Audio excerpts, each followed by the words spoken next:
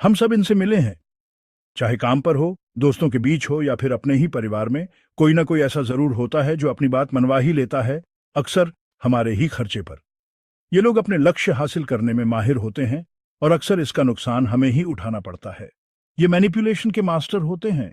अपनी चालों से हमें वो करने पर मजबूर कर देते हैं जो वो चाहते हैं और हमें पता भी नहीं चलता। ये हैं मैनिपुलेटर्स, ह्यूमन इंटरैक्शन के कठपुतली नचाने वाले, जो अपनी इच्छाओं को पूरा करने के लिए हमारी भावनाओं की डोर बड़ी चालाकी से खींचते हैं। इनके तरीके अक्सर बहुत ही सूक्ष्म होते हैं, लेकिन बहुत कारगर।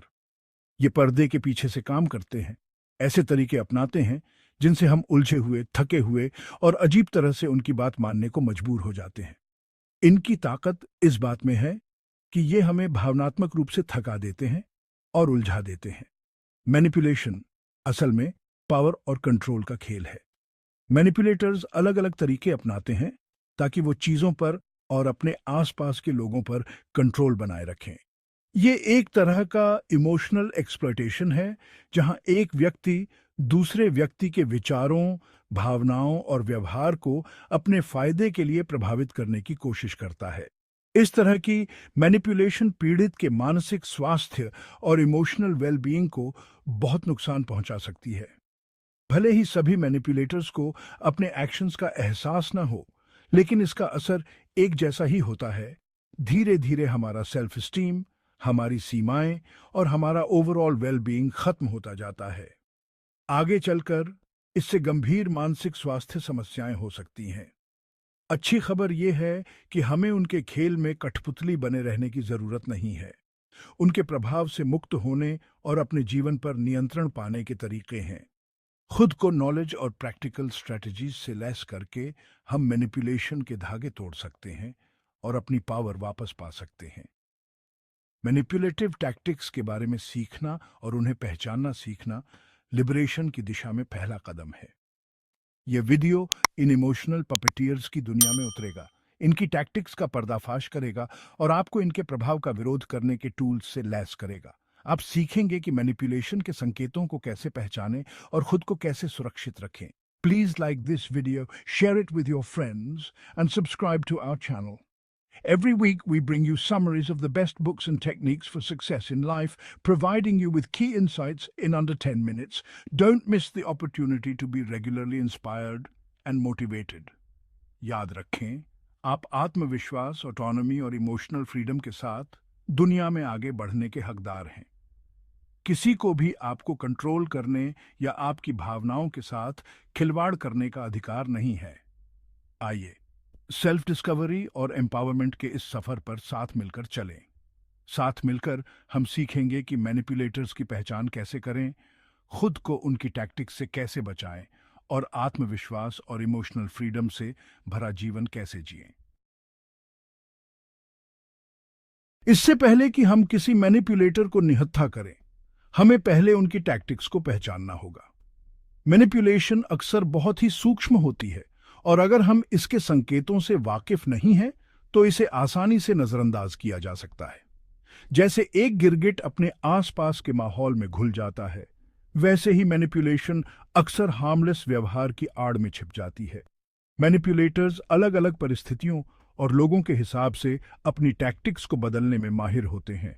हालांकि आम मैनिपुलेशन टेक्निक्स से खुद को परिचित करके हम उनके खेल को समझना शुरू कर सकते हैं।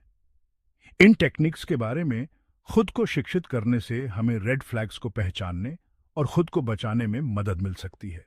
सबसे आम टैक्टिक्स में से एक है गिल्ट ट्रिपिंग। मैनिपुलेटर्स अक्सर हमारे फैसलों को कंट्रोल करने और प्रभावित करने के लिए गिल्ट का इस्तेमाल एक टूल के रूप में करते हैं। मैनिपुलेटर्स विक्टिम का रोल अदा करने में माहिर होते हैं, जिससे आपको उनकी भावनाओं और कार्यों के लिए जिम्मेदार महसूस कराया जाता है। वे अक्सर आप में दया और जिम्मेदारी की भावना जगाने के लिए अपने दुख को बढ़ा चढ़ाकर पेश करते हैं। वे कुछ ऐसा कह सकते हैं, मेरे लिए इतना सब कुछ करने के बाद तुम मुझे ऐसे चुकाते हो, या इतना सब कुछ त्याग करने के बाद तुम इतने स्वार्थी कैसे हो सकते हो, या तुम हमेशा इतने व्यस्त रहते हो, तुम ऑब्वियसली मेरी परवाह नहीं करते। ये बातें आपको दोषी महसूस कराने और उनकी मांगों को मानने के लिए डिजाइन की गई हैं। ये बातें आपको दोषी महसूस कराने और दबाव डालकर अपनी बात मनवाने के लिए कही जाती हैं। गिल्ट एक पावरफुल टूल है, क्योंकि यह हमें अपने कार्यों पर सवाल उठाने और दूसरों की भावनाओं के लिए जिम्मेदार महसूस कराता है। एक और आम स्ट्रैटेजी है फियर मॉन्गरिंग। मैनिपुलेटर्स आपको वो करने के लिए दबाव डालने के लिए डर का इस्तेमाल करते हैं जो वे चाहते हैं। संभावित परिणामों को बढ़ा चढ़ाकर पेश करके या तात्कालिकता की भावना पैदा करके वे जल्दबाजी में निर्णय लेने के लिए आप पर दबाव डालते हैं। वे अक्सर आपको फंसा हुआ महसूस कराने के लिए धमकियों या अल्टीमेटम का इस्तेमाल करते हैं। वे कह सकते हैं, अगर तुमने ऐसा नहीं किया तो तुम इसे जीवन भर पछताओगे, या अगर तुमने आज्ञा नहीं मानी तो सब कुछ बिखर जाएगा। ये बातें डर पैदा करने और आपको जल्दी फैसले लेने के लिए मजबूर करने के लिए डिजाइन की गई है, या ये ऑफर सीमित समय के लिए ही वैलिड है, इसलिए बेहतर होगा कि आप जल्दी करें। यह टैक्टिक आपके छूट जाने या गलत चुनाव करने के डर का फायदा उठाती है। मैनिपुलेटर्स जानते हैं कि दबाव में हम अक्सर ऐसे फैसले लेते हैं जो हम सामान्य परिस्थितियों में नहीं लेते। ये टैक्टिक आपके छूट जाने या गलत चुनाव करने के डर का फायदा उठाती है। एफओमो, फियर ऑफ मिसिंग आउट, एक पावरफुल मोटिवेटर है जिसका इस्तेमाल मैनिपुलेटर्स आपको जल्दी और बिना सोचे समझे काम करने के लिए करते हैं। मैनिपुलेटर्स पैसिव एग्रेशन के भी माहिर होते हैं। अपनी आवश्यकताओं या भावनाओं को सीधे तौर पर बताने के बजाय वे उन्हें सटल डिग्स, बैकहैंडेड कॉम्प्लीमेंट्स या साइलेंट ट्रीटमेंट के माध्यम से व्यक्त करते हैं। अपनी जरूरतों या भावनाओं को सीधे तौर पर बताने के बजाय वे उन्हें सटल डिग्स, बैकहैंडेड कॉम्प्लीमेंट्स या साइलेंट ट्रीटमेंट के जरिए जाहिर करते हैं। ये व्यवहार तनाव और भ्रम का एक टॉक्सिक माहौल बनाता है, जिससे आप लगातार उनके असली इरादों पर शक करते रहते हैं। यह व्यवहार तनाव और भ्रम का एक टॉक्सिक माहौल बनाता है, जिससे आप लगातार उनके असली इरादों पर शक करते रहते हैं। पैसिव एग्रेशन खास तौर पर नुकसानदेह है, क्योंकि इसे पिन पॉइंट करना मुश्किल है और इसका सामना करना और भी मुश्किल।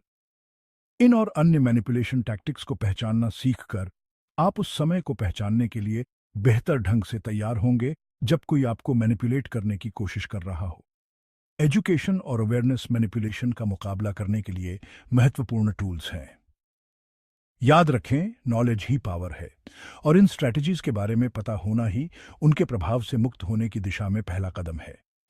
एक बार जब आप मैनिपुलेशन को पहचान लेते हैं, तो आप खुद को बचाने और इसकी चपेट से मुक्त होने के लिए कदम उठा सकते हैं।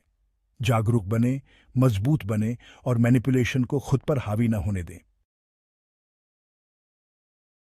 अब जब हमने इन इमोशनल पपेटियर्स द्वारा इस्तेमाल की जाने वाली मैनिपुलेटिव टैक्टिक्स पर प्रकाश डाल दिया है, तो समय आ गया है कि इनके धागे काट दिए जाएं और अपनी पावर वापस ली जाए।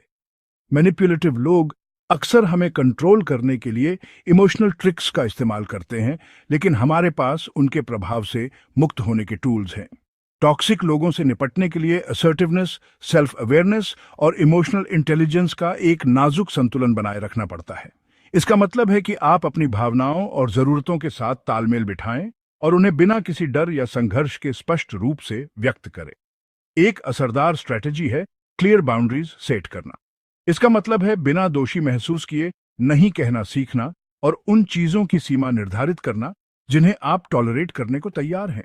बाउंड्रीज आपके इमोशनल स्पेस की रक्षा करने और मैनिपुलेशन को रोकने के लिए महत्वपूर्ण है। जब कोई मैनिपुलेटर उन बाउंड्रीज को पार करने की कोशिश करता है, तो दृढ़ता से अपने रुख को दोहराएं और जरूरत पड़ने पर खुद को बातचीत से दूर कर लें। अगर आपको लगता है कि आपकी बाउंड्री का अनादर किया जा रहा है, तो इंटरैक्शन से पीछे हटने से न डरें। याद रखें, आपको अपने समय, ऊर्जा और इमोशनल वेलबीइंग की रक्षा करने का अधिकार है। आपकी इमोशनल स्टेबिलिटी एक प्रायोरिटी है और आपको किसी को भी इसे खतरे में डालने की अनुमति नहीं देनी चाहिए। आपके पास एक और पावरफुल टूल है डायरेक्ट कम्युनिकेशन। डायरेक्ट कम्युनिकेशन गलतफहमियों को दूर करने और मैनिपुलेशन को रोकने में मदद करती है। उनकी मैनिपुलेशंस के इर्द गिर्द घूमने के बजाय उनके व्यवहार का सीधे सामना करें। यह चुनौतीपूर्ण हो सकता है, लेकिन हेल्थी रिलेशनशिप स्थापित करने के लिए यह महत्वपूर्ण है। यह बताने के लिए मैं स्टेटमेंट्स का इस्तेमाल करें कि उनके कार्य आपको कैसा महसूस कराते हैं और अपनी जरूरतों और अपेक्षाओं को स्पष्ट रूप से संप्रेषित करें। उदाहरण के लिए आप कह सकते हैं, जब आप मुझे बीच में रोकते हैं तो मैं अनसुना महसूस करता हूं, बजाय इसके कि आप हमेशा मुझे बीच में रोकते हैं। हालांकि शुरुआत में यह असहज लग सकता है, यह एक स्पष्ट संदेश भेजता है कि आप मैनिपुलेटेड नहीं होंगे और उन्हें सम्मानजनक तरीके से बातचीत करने के लिए प्रोत्साहित करता है। डॉक्यूमेंटेशन की ताकत को कम मत समझो। डॉक्यूमेंटेशन मैनिपुलेशन के पैटर्न्स को पहचानने में एक महत्वपूर्ण टूल हो सकता है। उन उदाहरणों का रिकॉर्ड रखें जहां आपको मैनिपुलेटेड महसूस हुआ हो, तारीख, समय और प्रदर्शित विशिष्ट व्यवहारों को नोट करें। ये नोट्स आपको पैटर्न्स को अधिक स्पष्ट रूप से देखने और भविष्य के इंटरैक्शंस के लिए बेहतर तरीके से तैयार करने में मदद कर सकते हैं। यह उनके पैटर्न्स की एक वैल्यूएबल रिमाइंडर के रूप में कार्य करता है, और अगर आपको उनके एक्शंस के बारे में उनका सामना करने या दूसरों से सपोर्ट लेने की आवश्यकता हो, तो मददगार हो सकता है।